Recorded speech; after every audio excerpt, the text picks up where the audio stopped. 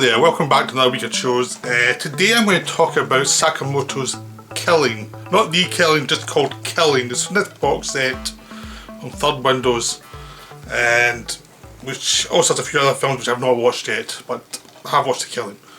Or Killing. See how hard it is? You instantly go into the Kubrick film just by the name, because usually if something's killing, usually a then in front of it. But this is just called Killing. This is a samurai film made a few years ago, and this is his Tsukamoto's most recent film. And Tsukamoto, from 2010 onwards, has just been knocking him out like masterpiece after masterpiece. Like I've watched all three of his films from this decade. I think have been released. Kotoko, Fires on the Plane, and Killing, and they've all been like masterpieces. They've all been so good, so wonderful, very dark. You know, they're just like amazing. So that's the rave. Go see it straight away. Before I even tell you about it, go see it. It's definitely worth it. I mean, it's worth buying this box set just for Killing. But also Haze is on the box set, and The Adventure of Denshu Kozo, which is one of his early short films. Haze is meant to be brilliant too. That's like 40-50 minutes. I still need to watch it. But I'm here for Killing. Now, Killing is the story of a samurai who's been training for years and he's ready to go into service to prove himself, but he's been training to be a great swordsman. Just basically using training techniques, being observant, working out his technique, basically always using logic and detachment and figuring people out, figuring a style out. You know, he's getting ready to prove himself, you know, as a soldier in battle. He's ready for that. He's a very kind of withdrawn figure. We start the film, he's helping his farmers out before he leaves to join the samurai on the way to prove his manhood, basically. So as he's doing that, he's helping his farmers. As he's waiting to go, he's helping his farmers, and he's training this kid, this teenager, how to fight as well, just to protect, so this teenager can protect them, protect the village, basically, more than anything else, not to show him how to be a fighter. So into this mix comes this samurai who's played by Tsukamoto himself, who's an older guy who's gets into a duel with somebody and defeats the person quite easily. You know, he's not really this other guy is not up to the standards that this Tsukamoto has. And after the duel, he sees the training between our lead character and the younger guy, and he's very impressed by both of them, especially the guy, especially our protagonist. He thinks this guy's really good, this guy's got real technique, he's a real skill, he should be a samurai.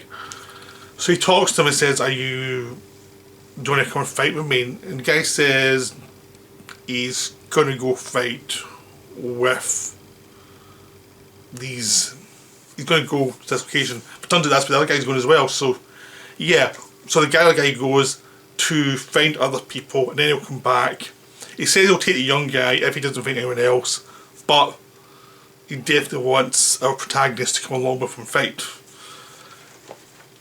During the time of them waiting the guy to come back, these samurai, these basically ronin, turn up. This gang of ronin who are up to no good. They're cruel, they're nasty, they're not the samurai of repute. They show how dark the samurai have got and how far they've fallen. This is what happens when you fall out of favour and have no dignity and you become a threat. Now, they scare the people in the village, the farmers who aren't fighters, so our protagonist goes and talks to them and says, look, we don't want any trouble, these are just simple farmers. And the samurai say, okay, that's fine, we don't mess with people who aren't in our line of work, we don't do that. We may look rough, you know, we might be a bit rough around the edges, but we're not criminals, we're not awful people.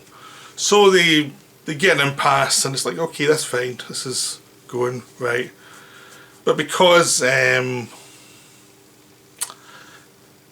that just happens, but because of that there's always some danger in the village. The Tsukamato returns, tells them he did not find anyone else, so they have to go to fight for the local lord, basically. Our protagonist gets down with a virus. He's ill for a day or two. It's not anything serious, it's just like a virus. And the kid gets mad, goes out running with a sword, going swing, swing, swing.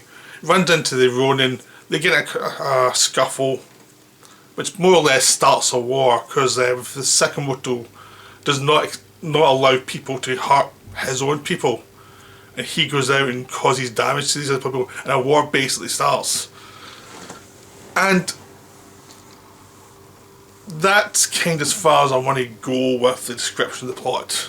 You know, things go further, but it's like, it's a slow build, as you can see from my description, it's a slow build to destruction. It's not like one thing, it's not like someone's being a caricature, it's like, no, it's a slow build. People have their reasons, but they are generally reasonable. Like the second one knows how to behave, so does the protagonist, so does the samurai. The only person who doesn't know how to behave is the young man, because he's a young man and he's stupid.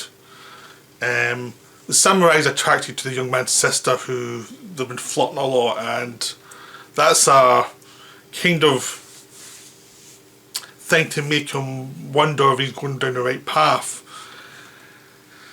But it's a slow build of people try to behave civilized, and just basically one bad decision by the young man, and then an overreaction by the samurai who are frustrated, or the Ronin who are frustrated, causes havoc and causes all the darker side of everyone else to come out. And why this film really works is it's the slow accumulation of incidents that reveal things that are more complicated the more you go into the story. Like, it starts out as the view of the samurai. Initially you see them as great warriors, get a lot of respect from farmers. Then you see the Ronin, you see, okay, it's a bit more complicated. Then, but you've also got Tsukamato character who's seems to be a master samurai and who's very loyal. But then his loyalty, you see the dark side of his loyalty because it's unwavering. Then it starts to look into what it means to actually kill somebody, and what does it mean to get revenge, and how destructive that is, not only to the person you're getting revenge on, but to your own soul, and how the slow accumulation of events and murders and brutality can soil your soul so that you become a lesser person. How revenge and the need for revenge, and how the need to take out your frustrations on other people who aren't really the cause of your problems. They're basically other people who you're interacting with. They're not the cause of your problems, you're the cause of your problems. But it's how you can take out other people and cause a chain reaction of problems for everybody. And ultimately it becomes a case of what killing means to the person, what an individual killing will mean to somebody. Because the our protagonist takes killing very seriously. He will do anything to avoid an actual killing. He wants it to be, he wants to find a peaceful solution always, to his own detriment, really. And it starts to question just how committed is he to samurai life. Is he just in it for the skill, but he's not in it for the murder? Does that become better or worse? Does the need to impose yourself in society as a samurai, or protect people who are imposing themselves on society, like the samurai do, is that a good or a bad thing? Are they dangerous? Are they good? Are they... It's all very complicated. It's how the complications of the farmers' reactions to the samurai as well, and the Ronin, where they initially see them as... They can see them as something to look up to, but also see the Ronin as something to fear.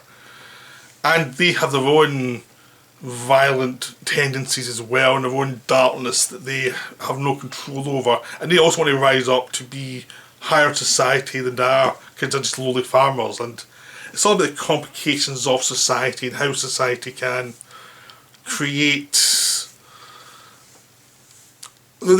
barriers, like in the way it's set up. It also creates mental barriers and mental problems within the characters that they have to really struggle with. And because they can be almost the pure reflection of what they think this thing is, either a farmer or a samurai, but they're human beings and they've got their problems, they've got the things they like and the things they don't like, they've got their weaknesses, and it becomes more and more complicated as you go in. And what's really good about this film is, the more you go further on in the more decisions are made, the more it folds back on the original decisions made, and it becomes much more complicated. And it's only an hour 20 minutes, but as you go on, you realise the film has been stripped down to its basics, so that every scene complicates the last one, every scene's interconnected to the last one. So it's almost like, to me, it's almost like a perfect screenplay, because every story element links to the last thing, every character moment links to the last one, and it creates a series of complications that questions every decision everyone's made, and it continually questions things, so you're left with ambiguity, and you have to think your way through it, and it creates a look at where everything's linked together in a Japanese soul in a way that's not as simple as you would thinking outside. It starts out with the social structures, but end up going to the soul of the people and how they are controlled by their social mobility and their social structures, and how mankind basically interacts with these social structures, and how the social structures are a protection and a scene of torture for them. And it links in a weird way that feels very Kubrickian, where there's lots of ideas that are interlinking with each other and who are revealing ironies within the situation of the earlier assumption, and how each scene seems to comment on the last one and makes it much more of a multi-layered setup. It's also done very simply. The film is very simple. It's a very simple narrative that gets more and more complicated, but the simplicity remains throughout because they don't over-elaborate with dialogue. There's not that much dialogue. The dialogue's on point. A lot of it's done visually in little character moments, and the movements, the actions of the people that don't comment on what they're doing that much, but it's the actual actions they take that complicate it. It makes you think about it. Anyway, this is a masterpiece. This is just wonderful. You just have to see this film. It is just really one of the best films of the last decade. It's just so good. And it is like one of the great samurai movies. It's so good. So I highly recommend seeing it. I'm trying to get you interested without explaining everything. It's so complicated while seeming so simple on the surface. It gets that mix done so well. And it is just such a terrific film.